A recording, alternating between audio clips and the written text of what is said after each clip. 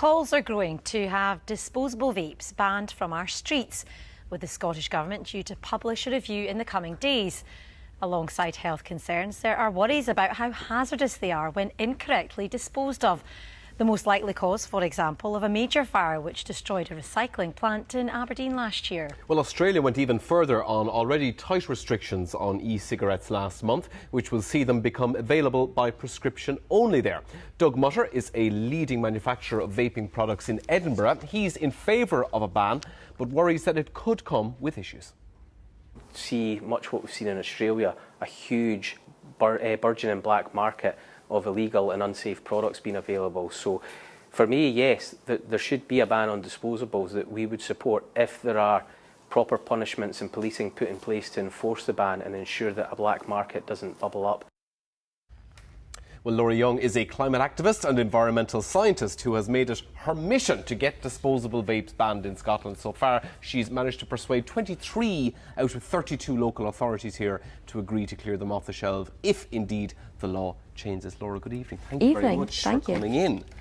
You've had quite a journey, a literal journey, I suppose, up and down your beach in your local neighbourhood. Talk to us about that. Yeah, I mean, disposable vapes are a fairly new thing in general, and they've become really popular over the last 2 years. But what we're seeing is they are now ending up as litter. You know, these things are disposable, they're being chucked away. And it was about 8-9 months ago I started finding them just out and about in my local streets. And after you find something new, you think, what are these? What can we do about it? They seem to be a big problem, but nobody was talking about it. You know, there was no organisations campaigning.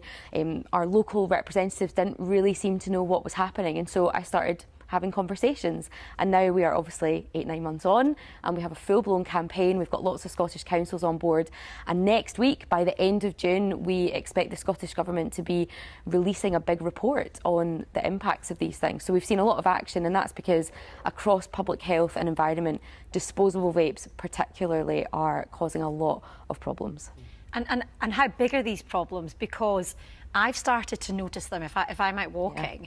Yeah. I've spotted them. You know, how many were you finding? How many were you picking up? Well, I find them everywhere every day. So on my walk to work, which is the same street every single day, I'm constantly finding them.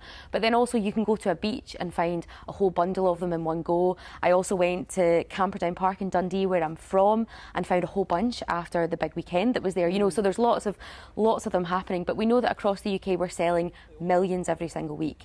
And not all of those are being littered, thankfully, but the majority of those are ending up in the wrong place. They're not being specially recycled as electrics. They're ending up in landfill or being incinerated, potentially causing fires, causing a lot of problems.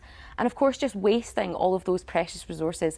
Inside each, we've got lithium-ion batteries. We need these for our green future. And these devices are just the complete opposite of a circular economy, so it's causing a big issue. And we heard there from Doug Mutter raising the prospect of a black market, and we know that there is obviously a black market at the moment for disposable vapes, but he's saying that indeed it could become a much bigger problem if we do ban them. What do you say to that? As you've mentioned, we already do have a bit of a black market. On one hand, we've got illegal vapes being sold over capacity under the counter in shops or online, and we also have lots of sales to young people. The Challenge 25, the over 18 sales is just not happening, and Trading Standards doesn't have capacity to go to all the places that are now selling them. It's not just shops, it's cafes, and it's, you know, toy shops, and it's hair salons. So don't you run the risk then of making their workload an awful lot bigger if indeed you ban it altogether? But if we ban them all, it means that we can concentrate our attention on the few places that will still pursue a black market. It's about minimising the problem. But I hope that we can take lessons from places like Australia, ask them how they've been getting on, what can we learn from them, because ultimately this is a big problem and we need to make it as small as possible while still supporting people trying to quit smoking, but then also recognising that it's our young people's health, it's public health, it's the environment, and we need to be tackling this with a ban. Anything short of that will miss the mark, and it will be really disappointing if the Scottish Government and then hopefully the UK Government don't follow through with that. And it's the end of is it the end of this month, you said, Laura? Well, we're hoping. There is a review coming out. Right. It's the end of June, so that's next week. Okay. And hopefully there will also be some sort of decision or some sort of indication of what action Scotland will be taking. Well, you're certainly very passionate about it. That's for sure, so it'll be interesting to see what comes of it. Yes, indeed. Thanks very much, Laura. Thank you. Thank you.